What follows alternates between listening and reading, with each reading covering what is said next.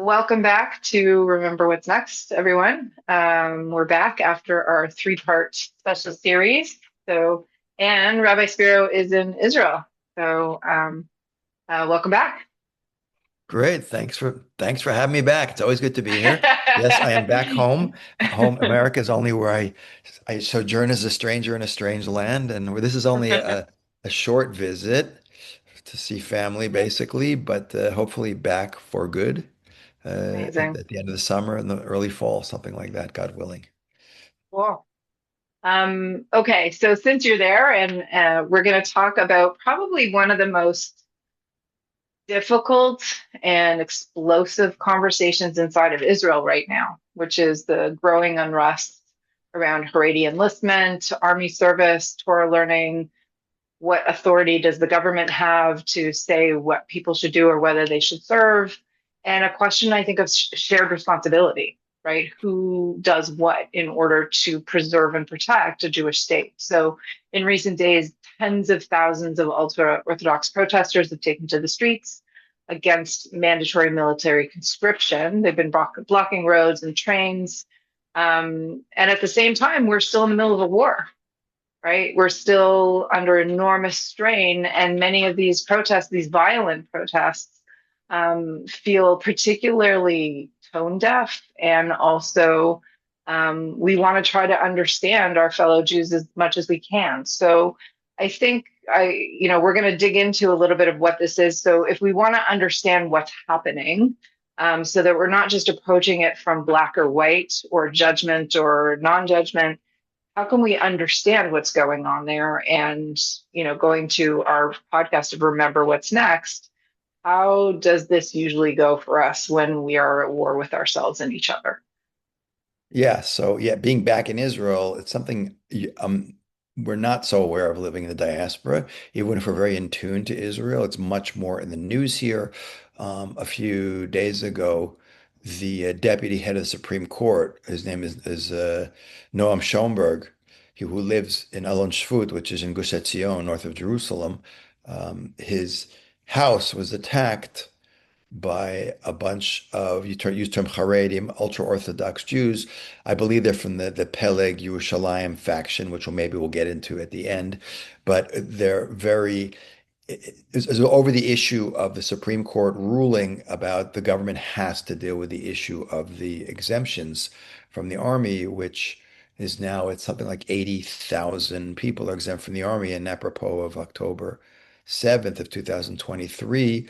And the constant state of warfare we've been in, and the huge number of casualties, killed and wounded in the army, and the amazingly large amount of reserve duty that reservists are doing, especially as I mean the community that's really been suffering the most and giving the most is the national religious community, the Dati Leumi community, which has suffered 40% of the casualties since October 7th, and is a much smaller percentage of the population than that.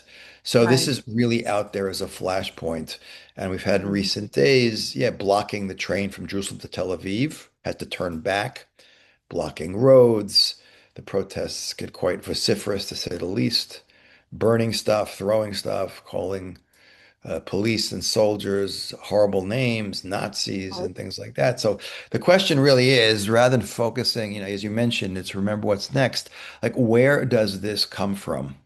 And again, the further back you look forward, the more you can see where we are today and why are we this way. And apropos of anyone who may have followed the last three episodes we did about trauma, Right. and how the historical experiences of the Jews and the Jews as a people in general, but divided between Mhm. Ashkenazim and Sephardim and Mizrahi Jews, how that has played out and how it manifests itself today. So that's well worth listening to, but it very much factors into the situation we're in today. So I think we have to rewind and go back to a more basic question, which has to do with the attitude of, and I have to be careful not to overgeneralize here because there's a big range of opinions in what we call the ultra-Orthodox or the Haredi world about how Mhm. to deal with the modern state of Israel. It's really the issue of Zionism versus Judaism, which is a very interesting discussion.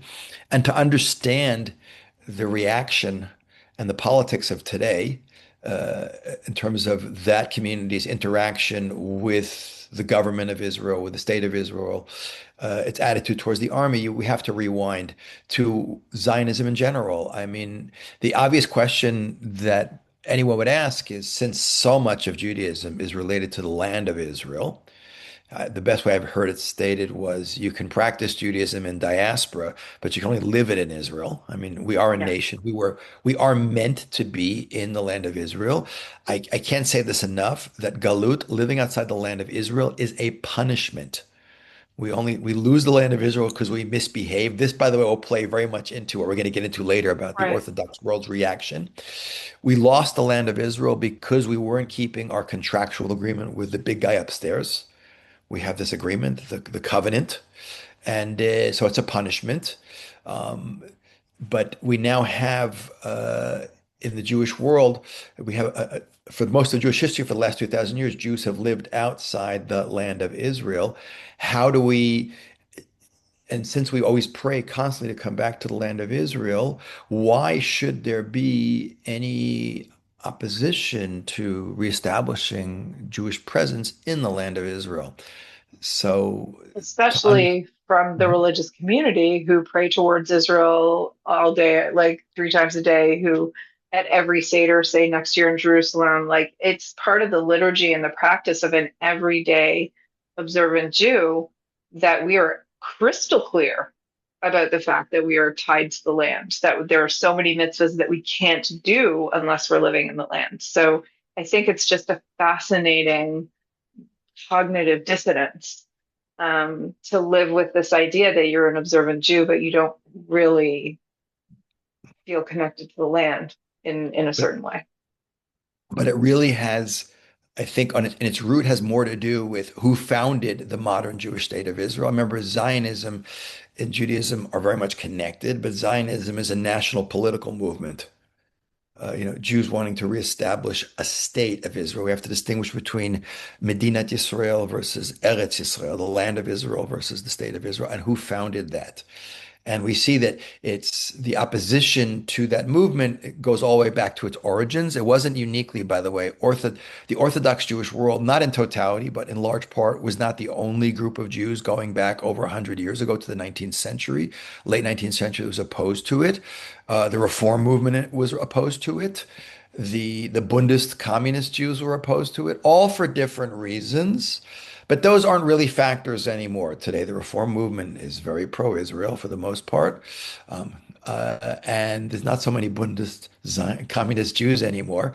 But the Orthodox world, a good chunk of it still maintains, whether living in diaspora and not being so-called Zionist, or living in the land of Israel and not being, either being totally cut off from the state, not wanting to be involved, or playing the game of politics with the state of Israel, but really not being ideologically into the idea.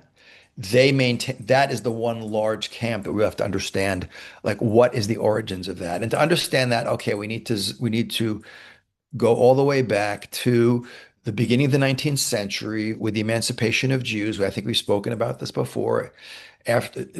Beginning in France and with the Napoleonic Wars, and Jews of Western Europe by the end of the 19th century finally getting rights and being citizens. And doesn't mean anti-Semitism disappeared. It certainly did not. You need look no further than Germany to see what happened with that scenario.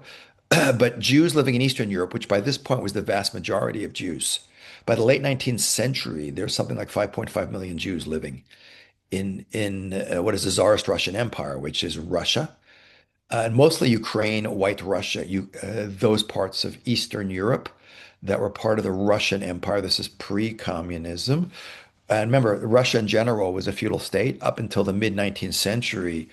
The non-Jewish population, the Russian population of Russia were serfs. They were like the property of the landed nobility. So it wasn't a country that's been very into democracy and and developing human rights in that respect. But Jews poured into Eastern Europe over many, many hundreds of years. There was a golden age of Eastern Europe, and then it was absorbed by the Tsarist Russian Empire. Peter the Great, Catherine the Great expand westward, gobbling up pieces of Poland which are partitioned. Those Jews end up living in Tsarist Russia. There's no golden age of Jews living in the Russian Empire. It's like the line that Tevius says in Fiddler on the Roof, may God bless and keep the Tsar far away from us when he's asked to give a blessing for the Tsar. There's only bad Tsars and worse Tsars. All the Jews are Yeah, I don't forcibly think dead. there's a golden age of anyone living in Russia ever, unless you're rich, which Yeah, is a very, probably. very small percentage of the population. Probably. But for Jews, it was really, really, really bad. Meanwhile, Jewish intellectuals living in Eastern Europe under Tsarist Russian occupation, their first move, and I have to generalize tremendously because you could do like a whole semester course on this, going through different names of people, but they basically looked at their Western European Jewish brethren who were doing very well now. They were emancipated, they were going to universities, doctors, lawyers, owning businesses, holding political office, joining the army. They had none of that there. And since a logical assumption about all forms of racism is that it's dislike of the different, like I'm white, you're black, so I don't like you because you're different. They came to a logical but very destructive conclusion that the best way to solve the Jewish question and ameliorate, improve the condition of Jews in Eastern Europe was to make them more Russian. And these are all people who primarily came from either religious or traditional background, left that behind, and basically decided to help their fellow Jews become Russified. It's kind of similar if we go back, because nothing new under the sun, as King Solomon says, if we go back 2,200 years ago. This is largely the motivation of the Hellenized, the Greekified Jews of the Hanukkah story, believing that that It's was the, any yeah, colonizer's point is we're just going to take the population and make them more like us. So it's like what they did with the residential schools here, try to make them English with English names. And I mean, this is a very typical thing where you take the thing that's different from you and you try to make them the same. Even God for like the Chinese are doing with the Uyghurs, where they put them in concentration camps to try to re-educate them to become, more Chinese. I think it's a really very typical way of a totalitarian government handling its people. exactly. Even non-totalitarian governments, like Canada wasn't a totalitarian government, but they had very little respect for their minority. But I would say the problem with Judaism is that a huge chunk of what Judaism is about is designed to keep Jews separate from non-Jews, not by putting fences up physically, but what we call the chukim, those laws, halacha that's related to our relationship between us and God, are create sort of barriers, the kashrut, keeping kosher, Sabbath observance, prohibitions of intermarriage. These are all, meaning the point is to the extent that a person is a connected Jew, there's going to be very little assimilation. They're not going to culture. They're going to maintain their differences, even prohibition. B'chukot hagoyim lo telchu. Don't go in the ways of the non-Jew. How we cut our hair, everything. There's so many different things. So it's not a complete separation, but it's an idea of, as we've spoken in previous episodes, of being a particularist universalist. That's the Jewish ideal of taking responsibility for the world, yet maintaining our own individual separate identity. So why am I saying that? Because these Jewish intellectuals, who were people who were raised traditionally and know how Judaism works, because Jews who don't know anything about Judaism or non-Jews who don't understand Judaism think you want to get rid of Jews, whatever, don't give them sushi, they can't survive. But what anyone who understands anything about Judaism knows, what keeps Jews Jewish is Jews keeping Judaism. And Jews keeping Judaism is partially observance, but also very much related to studying, learning, education within like Torah. So these Tsarist Russian Jewish intellectuals will basically hire themselves out to the Tsarist Russian government to to Russify the Jews, meaning you go to work. The Russians will give them the power to decide, like, what can we do? What can we institute? What regulations can we pass that will basically get the Jews to assimilate so we won't have this Jewish question anymore? And they embark on what is a very dangerous path, just as the Jews in the Hanukkah story who instigate that revolt. They know what to go after. They go after things like, circumcision, keeping of Shabbat, the Jewish calendar. We undermine the foundational connective points we have with our faith, and then the Jewish people will collapse. So they actually create a whole program. I'm actually going to read you a little excerpt of it that I have from a great book called The Jew in the Modern World, which is a great primary source book of all the documents. You listen to this, it's unbelievable. This is a program of Russification. This is 1841. So this is after Napoleon by a good few decades. And it says, listen, this is Jews writing this. It says the Russian government's objective and encouragement of enlightenment amongst the Jewish people should be, that word enlightenment is a very loaded word. I'm going to read you an excerpt of it. It's interesting. This is number two, to give special emphasis to the moral as opposed to academic aspects of the education of Jews, to pay special attention to the teaching of Russian history and language. For there is nothing which unites diverse ethnic groups better than the dissemination of information concerning the nation's history and literature. Three, in order to thwart the harmful influence of the Talmud, without at this stage destroying the book, the rabbi should be empowered to prepare a short religious text in accordance with the accepted principles regarding civil responsibility to the Tsar and the Rodina, the motherland. It's a big word in the Russian language. Listen to number eight. The Jews must be ordered to change their dress for the clothing commonly worn throughout the country. So think about Ellie, if if you didn't know who authored that and I asked you who wrote it, you'd say an anti-Semite. This is a serious attempt to to basically to basically get the Jews to give up their Judaism, undermine their Jewish identity. But these were very well-intended people. You know what they say about the road Yeah, to hell you and good think it was the intentions. Hellenists or the Germans that wrote that particular thing. Like, okay, let's just get rid of all the things that matter to Yeah, the yeah, Jews, and therefore they'll be more like us. exactly. And it was extreme. First of all, you have to understand today, we also don't get this. People tend to project back into the past what their view of the Jewish world. For instance, we should do a whole thing on, what Eastern Europe was like. There's a kind of a myth. Like you look at Fiddler on the Roof, and that's, Tevi the Milkman, that's Shalom Aleichem. And it's actually these writers who made these stories, like Fiddler on the Roof, these were maskilim. These were Jewish intellectual writers who were raised traditional. They knew how the system worked, but their writing, a lot of it is extremely cynical and nasty about what they viewed as the petty, backward, poverty-stricken, provincial Jewish life. So they're really ripping into a lot of it, like very intensely. But so these intellectuals they came from a place of not hostility towards Jews, but hostility towards Judaism, believing that it was keeping Jews from moving forward. And this did a lot of damage because that Jewish world, contrary to the kind of image of everyone was poor and everyone was religious, most Jews were traditional. Today, we don't have those kind of Jews. People don't get this point. Today, the modern Jewish world in places like America and even in Israel has been, especially in America, has been rebuilt around yeshivot, where you have like in Lakewood, 20,000 guys learning, or some insane number of people learning in yeshiva. That's far more than all the Jews learning yeshiva at any given time for probably 100 years in the Right. 19th century. Well, although I So think people what's don't, interesting yeah, also about what you're saying is, and maybe this takes us, closer to where we're going in terms of what's happening in Israel, which is the bad treatment of each other between the religious and the secular goes way, way further back than just North American Orthodox versus Reform versus secular versus whatever. Like we tend to think, like you said, like, oh, this is just a new thing. Like they're just mad because they're not doing this or that. But there's so much bad blood and mistrust between anyone who seems observant in any way of Judaism and anyone who seems not.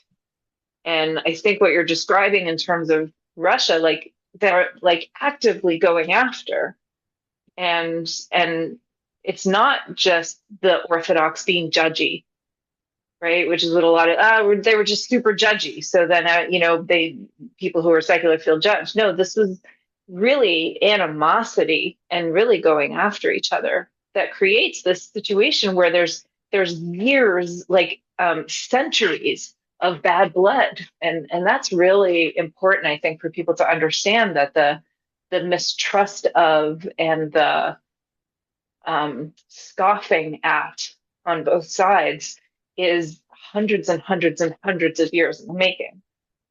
true, true. And it varies from place to place and time to time. In this case, I would have to say that overwhelmingly we're dealing with the the enlightened Jewish intellectuals being the real guys who are firing the shots here.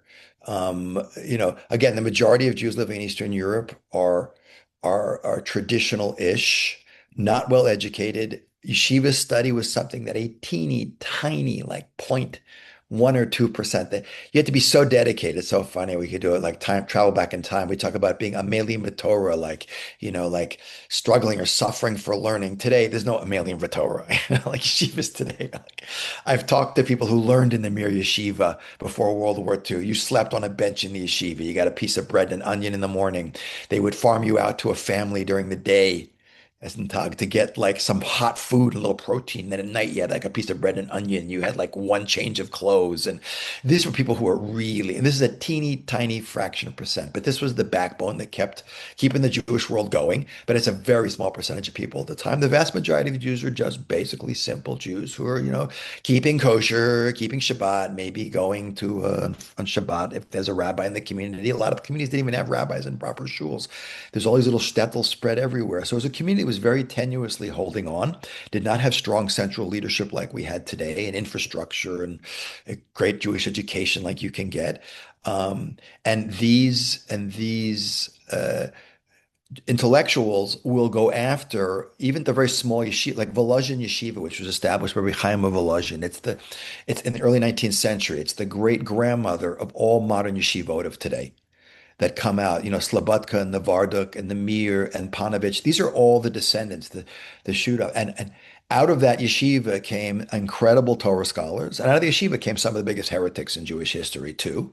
But they will go after, this is a great example of what they do. They'll get the Tsarist Russian government to go after the yeshiva.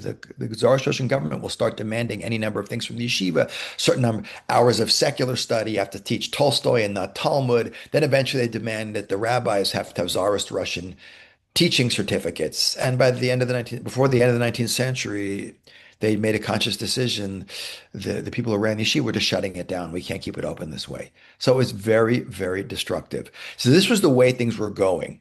And had other things not cut it off, like massive anti-Semitism and things like the Russian Revolution and the Holocaust, that community was rotting. Basically, Eastern Europe was largely rotting at its core, and they were hemorrhaging a lot of Jews out of there. And had the Russian government been more open and accepting of Jews, there would probably been, I think, massive amount of assimilation and intermarriage really taking off there. But it doesn't happen that way, because if we fast forward to 1881, Alexander II, who was probably the last competent czar. Czars of Russia are not known for their competence, especially the later ones, a lot of inbreeding. Um, but he was killed by anarchists. Russia was under fomenting revolution. There was so much poverty and such stratification of society between the very tiny nobility that had everything and everyone else. And it's a massive country with so much potential. Um, so they threw a bomb at his carriage, which didn't go off. He kept riding in his carriage. They threw another bomb at his carriage, and it killed him. And there was one Jew involved in the plot. And of course, the Jews get blamed for the assassination. They were not responsible for it. And that unleashes, within the first 6 months, like 250 pogroms, which were these kind of anti-Jewish riots, which are often not just tolerated, but often instigated by the government as a way of letting the people blow off steam. Like, beat and rape Jews, and you'll feel better, and after your vodka-induced hangover burns off, you'll got some tension out. It's like going to one of those places where you could smash stuff with a hammer to get your aggression out. So that was that would, by the way, triggers the mass exodus of 2.5 million Jews. Out of half the population flees. That is any of us who are Ashkenazim, whose great grandparents or grandparents, whatever, arrived between 1882 and 1920, primarily to America, will show up because they just can't take it anymore. That's the end of that scene in Fiddler on the Roof, and their families Tevi is taken off with the family to go to America. And that's when America explodes as a Jewish population. But these Russian Jewish intellectuals now recognize that their attempt at Russification has failed. They seem to hate us no matter what we do. It's not going to work. But these are idealistic people who care. I'm doing my little, quotation mark things about the Jewish people. And Jews, as we've talked about previous episodes, we always care in general. We care about the world. We want to fix everything. So you know what they say, if you can't beat them, join them. So this is if you can't join them, beat them. So a lot of these intellectuals will go off and be the driving force behind the Russian Revolution that finally really takes off in 1917 with the Tsar being deposed and you have a civil war in Russia. If you look at the history of the Russian Revolution, not our topic today, besides Lenin, it was like a Jewish orchestrated event. Zamenev, Kanoviev, Leon Trotsky, who should have really succeeded Lenin, but he had to flee and Stalin had him killed. These are all these Jews who went from, but you have to follow the tree to understand. This is a very long introduction to understand where we're getting to today. But if you follow the arc of how they develop, these are people who started out, many of them as religious people or traditional. They left that behind to become assimilationists and maskilim, as we say, the enlightened intellectuals. That bridge got burned. So they will go or into revolution or into what is the big movement of Europe in the late 19th century, which is nationalism. People may not realize, but France becomes a country pretty early on. Uh, Italy and Germany don't become countries till the late 19th century. They were just little principalities and little like princes and dukes and things running the different states. It takes someone like Otto von Bismarck to unite Germany into a unified state in the late 19th century, and then of course immediately attacks France.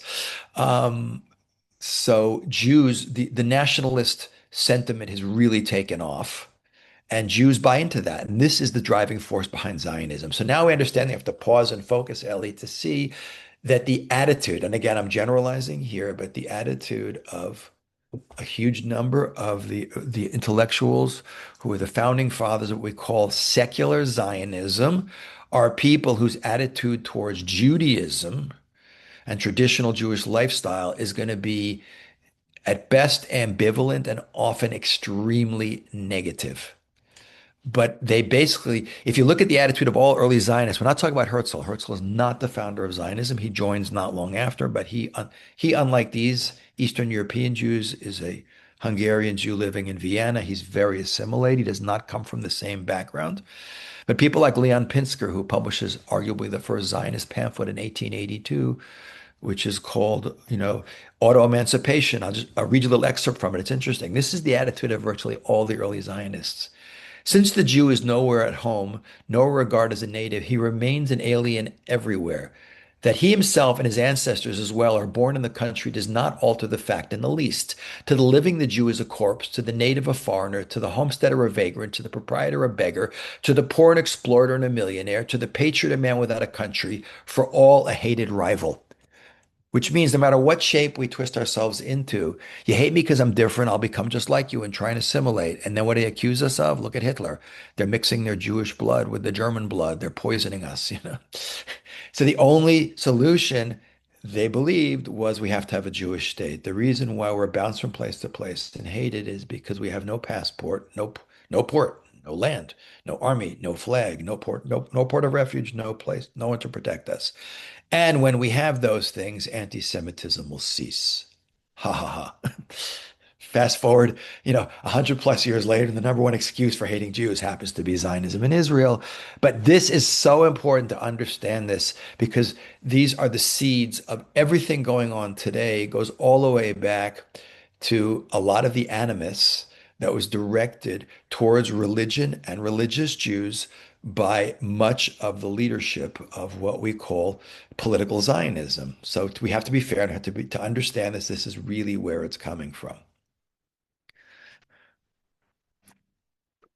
There was Oh, such an interesting interview I just heard recently of Sam Harris on Haviva Tagor's podcast.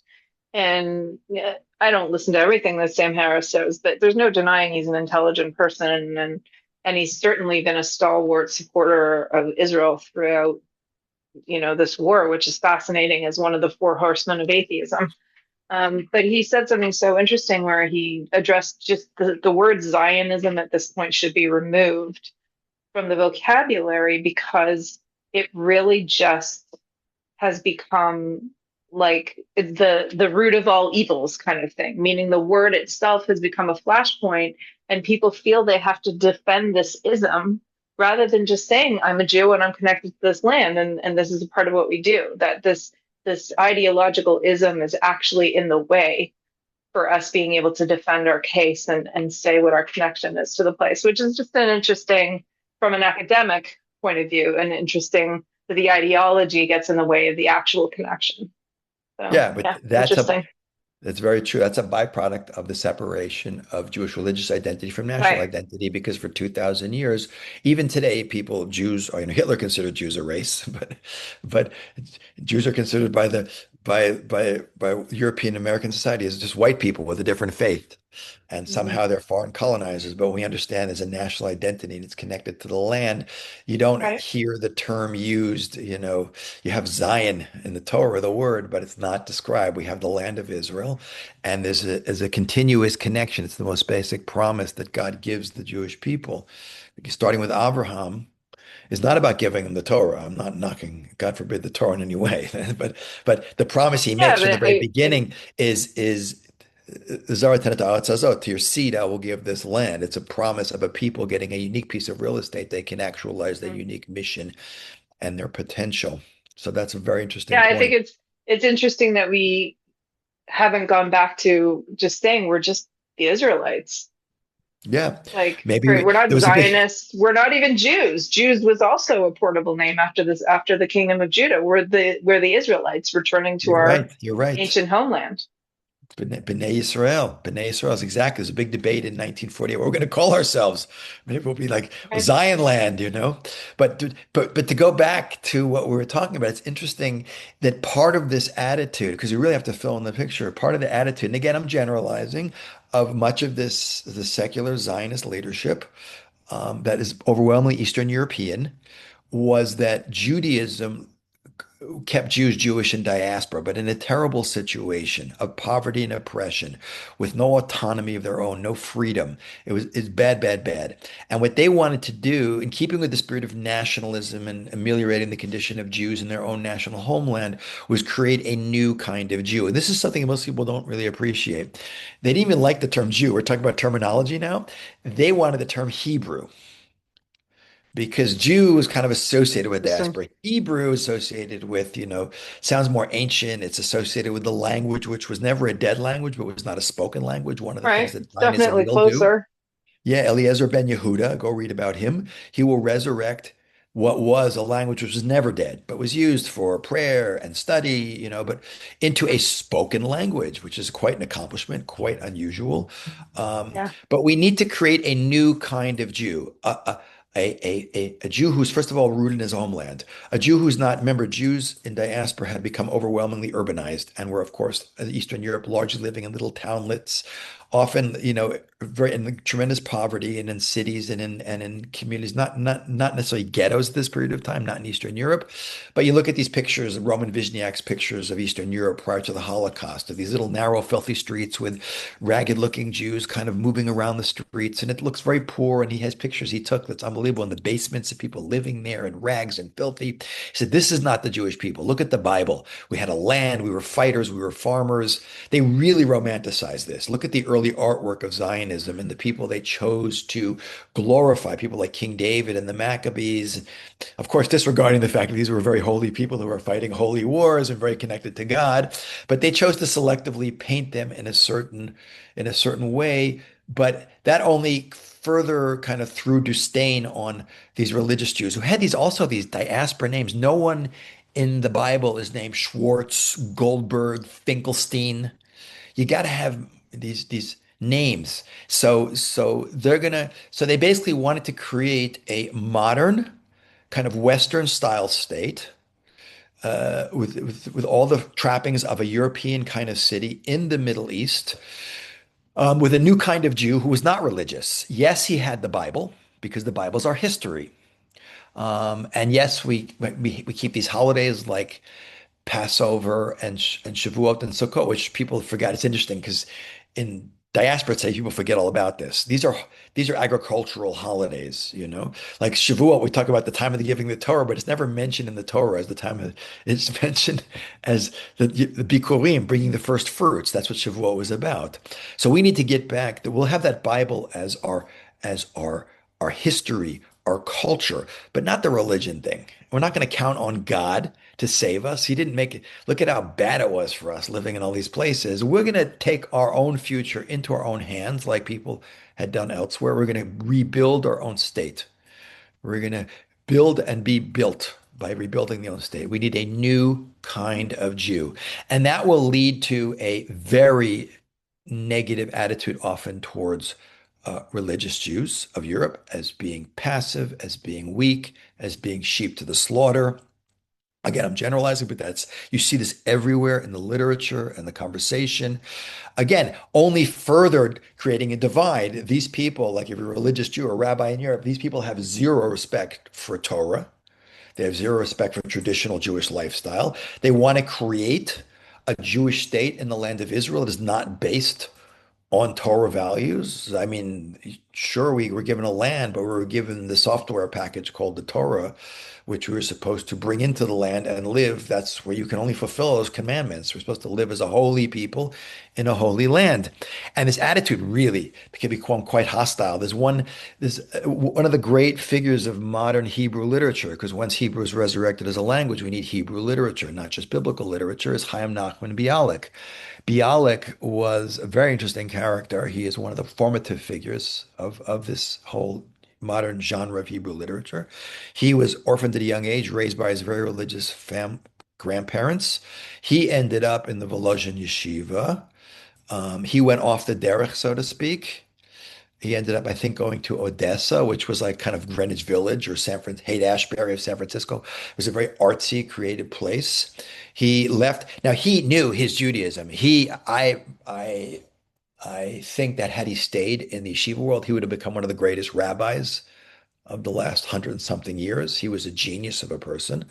Um, he's the kind of guy we could call an Epicurus, someone who knows enough and is a heretic, as opposed to an Amaretz, an ignoramus who just doesn't know anything, which is a lot of Jews today. They're just ignorant. This is a person who really was educated, but chose to go the other way. In 1903, it was the first pogrom in Tsarist Russia in the 20th century. It was in Kishinev in Bessarabia. And it was 3 days of rioting where the government did nothing to stop it, and Jews were killed, women were raped, property was to stores and houses looted. You read the descriptions of these pogroms, and there's feathers flying everywhere from all the bedding, and you always see the pictures of like lined up at the end, Jews and dead Jews, men, women, little kids, hacked to pieces, horrible stuff. So Bialik goes it's interesting, by the way, side point, that Western Europe really got on Russia's case. This is the 20th century. We don't do that anymore. Ha ha ha. Fast forward to the mid 20th century, and courtesy of the most technologically, culturally advanced country in the world, you get the greatest pogrom in human history called the Holocaust. But Bialik wrote a poem called City of Slaughter about Kishinev. He went and visited after. And when I teach this class, I read this to people, and it is unbelievable. Like he's describing a scene which is really horrific of a bunch of drunken Moldovans have like burst into a Jewish house. The father and the son have managed to flee into like a closet and are looking out at what's going on, not revealing where they are, watching basically the wife and the daughter being raped and not doing anything. Now, of course, it's very judgmental to begin with. What can you do? Imagine like you burst out, if it's Hollywood, you jump out and you have a shotgun and you blow all the evil guys away. But in real life, you jump out, you punch one of them, and you end up being murdered, and then they continue doing what they're doing and probably then kill the women also. It's a horrible situation to even imagine. But I say, listen to an excerpt from this poem and ask yourself, who is he really angry at? And he says, the lecherous rabble, this is City of Slaughter, Chaim Bialik, 1903. The lecherous rabble, portioning for their booty, their kindred and their flesh. Crushed in shame, they saw it all. They did not stir nor move. They did not pluck their eyes out.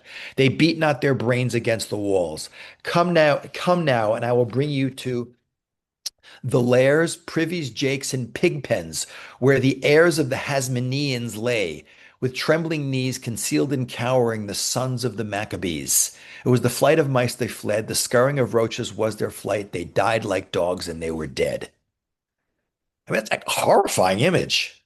I mean, he's calling the Jews, Like they're living in pig pens and jakes, and these are the children of the Maccabees. This is Samson and King David. Where is your honor? Where is your pride? I mean, really, really, really negative.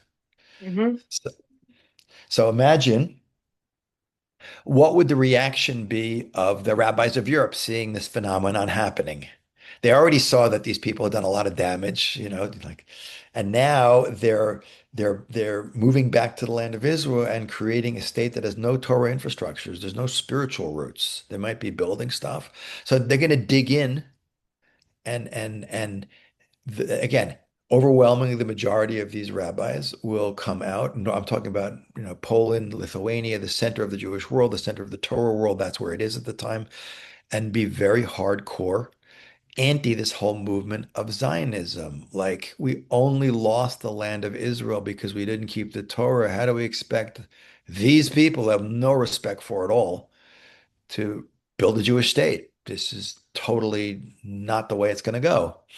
Which is wild because, in a way, it seems to me we needed people that were passionate about the land because then they just were solely focused on draining the swamps and building the infrastructure and doing all those things. Like, we, I think there was a huge gift to have, even though these were Jews that didn't have Torah, that they had a love for the land. And that allowed them to have that be the center and build the land, right? I mean, certainly, Yep. there may be some builders in the Torah world, but they're certainly not the majority of people. And I think it seems to me one of the challenges that we're running into is that this whole thing that's happening in Israel isn't so much just about politics. It's arguing what should the center be? What is the center of the Jewish people? And these people came and said the land. The center is the land. It's the safety. It's the birthright. It's the all of this, and that's what we're going to make the center.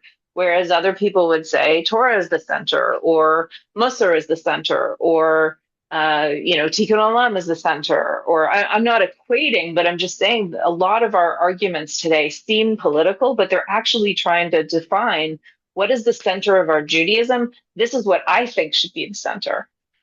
But meanwhile, Right. we need all the centers.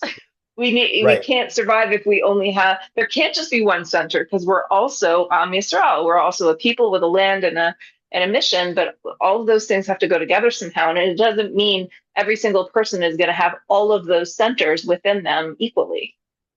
100%. And this isn't like a zero-sum game where one group is totally, one group is totally right. Two things should be Right. true at once.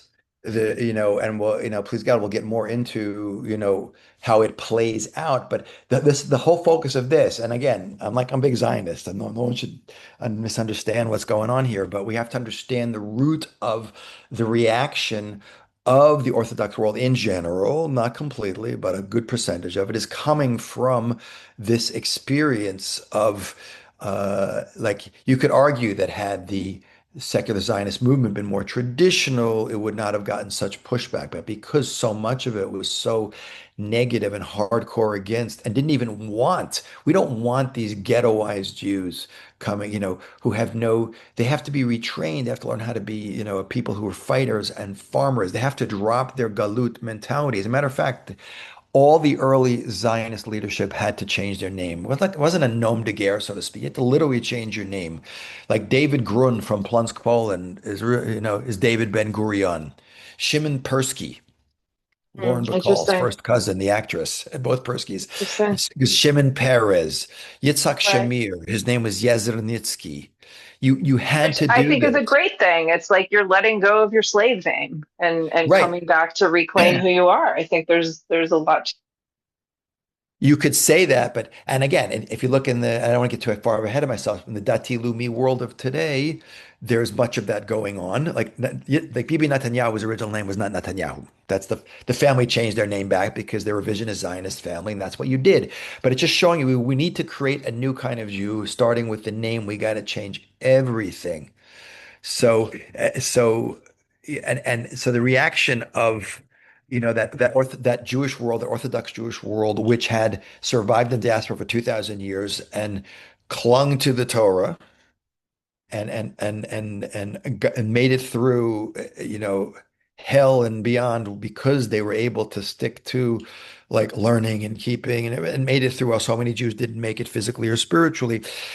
The pushback was huge against like these people. There's no way we can back this movement. And if you look at just, and I normally don't read so many quotes, but it really sometimes having the voices from the past speak is the best way to make this point. This is Tzadok Rabinowitz of Lublin. He's writing in 1900. This is less than, this is only a little more than a decade and a half after the founding of Zionism.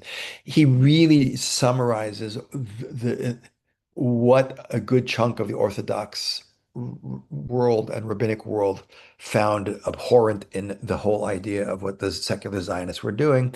And he says, we surely know that if we were believers and truly trusted in the salvation of the Lord and were observers of the commandments of God, we would even today be dwelling in our holy land. And now he's quoting directly from the Bible.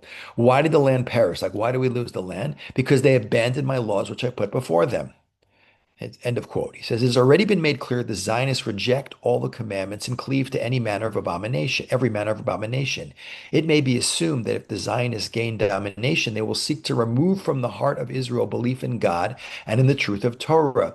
They have thrown off their garments of assimilation and put on a cloak of zeal, so they appear to be zealous on behalf of Judaism.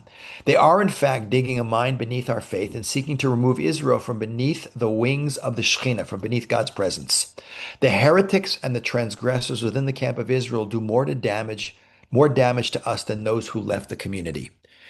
And they're basically saying these guys are dangerous. They look because it smells Jewish, it feels it's Israel, it's the land, it's the Bible and the stories and glorifying these ancient characters, but it's not Torah, it's not observance, it's not any of the traditional things that kept Jews Jewish. But not only that, on a on a theological level, they're basically saying that if we only lost the land because we didn't keep the Torah, how can we expect a bunch of guys who don't keep any of the Torah, and a lot of them were like communists. There's some kibbutzim. Hashomer Hatzair was the hardcore, like left-wing youth movement, and they founded kibbutzim. There were kibbutzim up through the early 50s that had a picture of Joseph Stalin in the dining hall, would have a pork chop barbecue on Yom Kippur. These were hardcore anti-religious. So the rabbis looking for their position in Europe are looking at it. It may not be great here physically, but it's a lot spiritually much more dangerous there. Danger, danger. So we gotta fight against this. And the basis for this, by the way, also goes back to a deeper idea, which is a very piece. I get people always quote this to me all the time. The Talmud, the Gemara in Tractate Ketubot on page 111a, I believe, has this famous story of God makes the Jewish people three oaths he gives, two of them for the Jews and one for the non-Jews. And he tells the Jews, you can't ascend by force. Like you can't go back to land of Israel by force. You can't rebel against the nations of the world. Those are the two oaths that the Jews have to agree to. Look at these Zionists. They're pushing. They're pushing. They're trying to reestablish a Jewish presence there, and one that was directed towards the non-Jews, that the nation shouldn't oppress the Jews too much. So they'll keep their side of the bargain. I, of course, hold as a historian that the nations blew it big, even before the Holocaust. I mean, we had 1,000 years of horrendous persecution of Jews, of crusades and pogroms and Chmielnicki massacres, and you name it. Um, but on many different levels, and using this piece of Talmud, which, by the way, it's not a source of Jewish law. It's a piece of like basically a Gadata. It's a story in the Talmud. It doesn't. I'd be careful what I say, but it's not really authoritative in terms of what you're allowed to do, but it's used as the basis by rabbis, especially especially by the Satmar Rebbe. I'm getting ahead of myself in the in whose name is Joel Teitelbaum, who was originally in Hungary and escaped during the war and came to Israel shortly and then went to America. But this was used kind of as their ideological objection to the whole notion of these are the worst people to be reestablishing a Jewish presence. It's a holy land. It needs to be a land based on Torah. But more than that, we shouldn't even be doing any of this until the Messiah comes, which brings us to a very fundamental issue that will basically be the dividing line. One is the fear of what happens to you as a Jew, um, One is the fear of what will happen to you as a Jew if you go to the land of Israel. And the other thing is you're rebelling against God. You have to wait for redemption, which is a discussion I can see we're not going to be able to finish this in one part. Um, there's a lot more to talk about that, but this is the Part beginning two of coming yeah, we soon. definitely. I mean, one of the things of being in diaspora is besides learning how to be a nation and becoming more a religious community, um, it's a certain level of passivity. Jews kind of lost when you don't control your own fate, really. You maybe control your own internal community affairs, but not really your own fate. You're at the mercy of others. It kind of changes your attitude. And so this kind of gave sort of Torah weight to the idea that this is not the way God wants it to happen. We should we should wait for redemption, and the Messiah will bring us home. So this will only kind of add more fuel to that debate. But it's interesting, by the way, because I want to, I mean, we'll save for part two of this, a discussion of how this evolves later in the Jewish world, the different groups we have today, which is gives tremendous, I think it'll give people a lot of understanding of when you listen to the news, even if you don't follow the news carefully in Israel, these different religious parties and Notoria Karta, this hardcore anti-Zionist, anti-Israel organization that parades around with Hamas supporters and terrorists, and then just parts of the ultra-Orthodox world that do not want to participate with the state, even though they live in it. Um, but what's interesting to kind of focus on, just to maybe end this part, is you basically the battle lines are drawn at this point. By the time we get to the founding of Zionism and the first aliyot, the first waves of Jews who start to go back to the land of Israel, initially under the Ottoman Empire, starting in 1882 with the first aliyah, is you have you get this divide that you know we have to make it happen. The secular Zionists are, they're not into God at all. It's kochi va'otzim yadi, will do it by my strength and my might. And then you have the other camp, which is saying basically the exact opposite. It's never going to happen because this goes against the will of God. So, like, history is the testing ground of ideas. If you had asked the Tzaddik Cohen of Lublin, I'm not judging him. It's very easy to be right in hindsight. But if you could show him Israel of today, he would probably be very shocked. I always say that both parties would be shocked in this debate.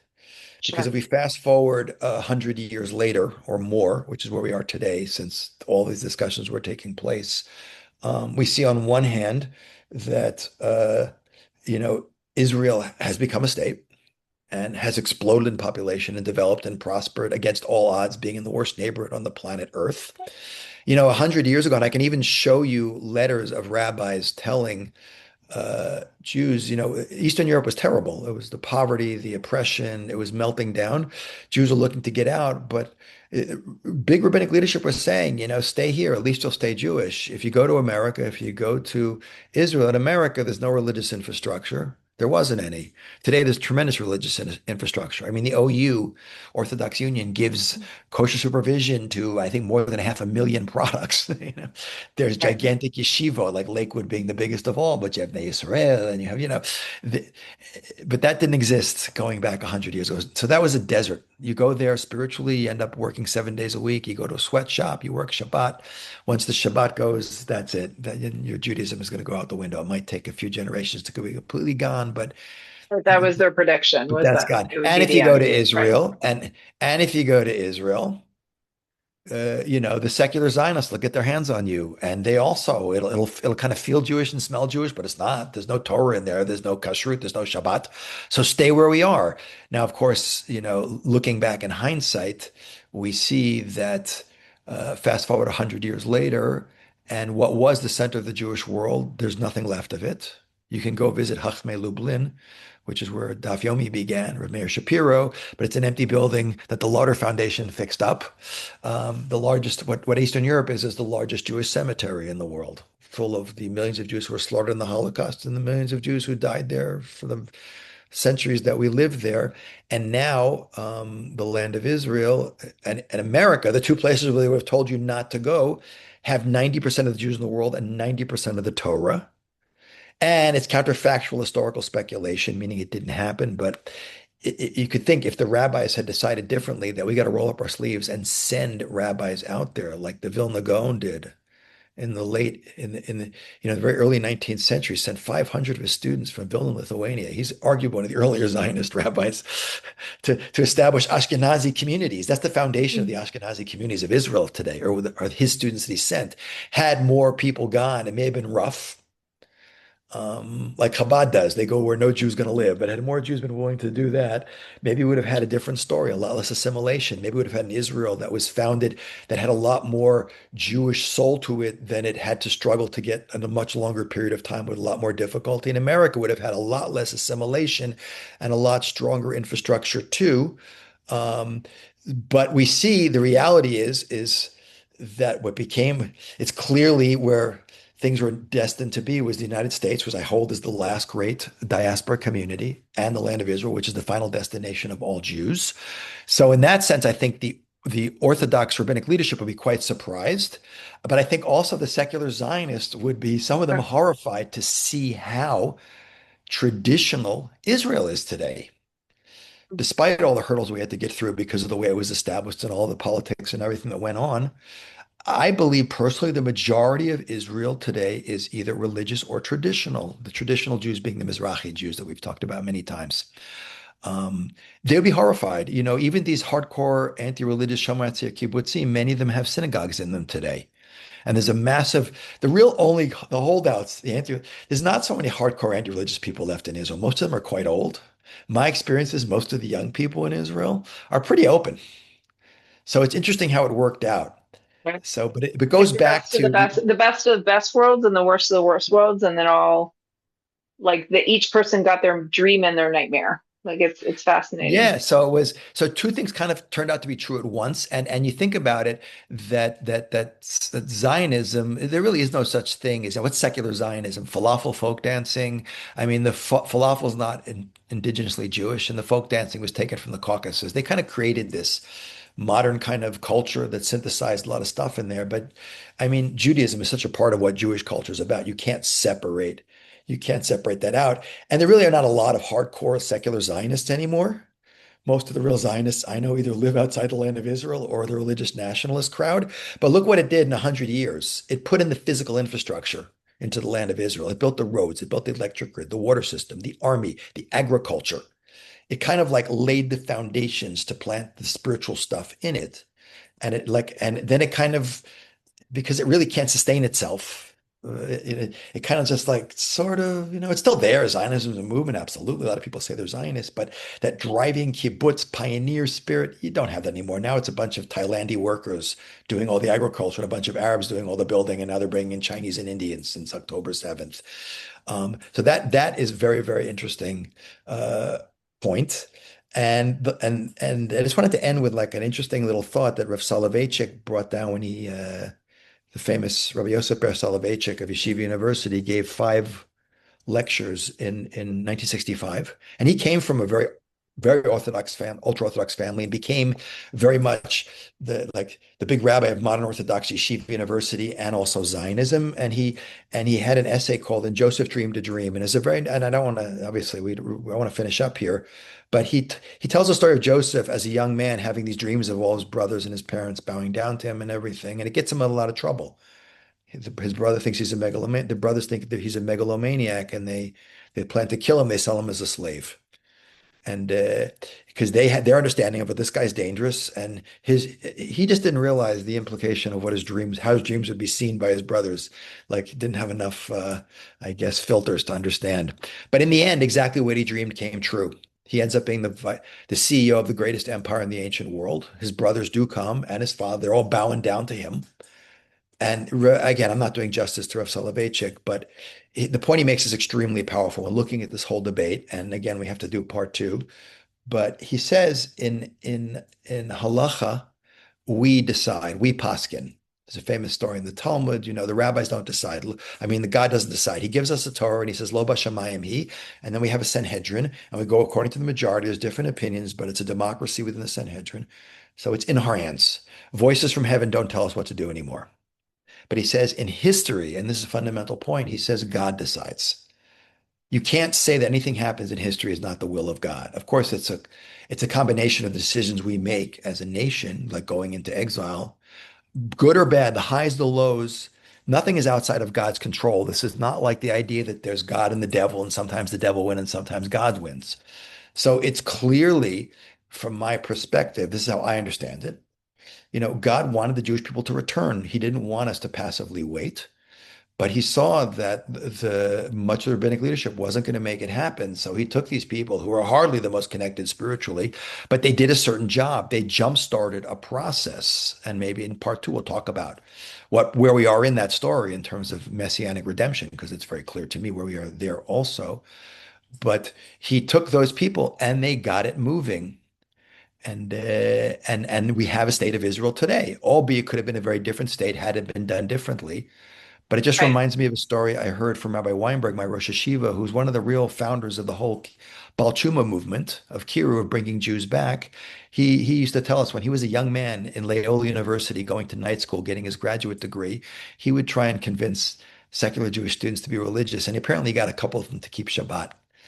And and his family are all, Slonim or Hasidim, and he'd tell them at family functions and weddings, I got two people to be religious. And they would say, who do you think you are? Great rabbis would have loved to have on their tombstone that they saved a Jew. There's a famous statement from the Mishnah, anyone who saves a soul, it's if he Right. saves an entire universe.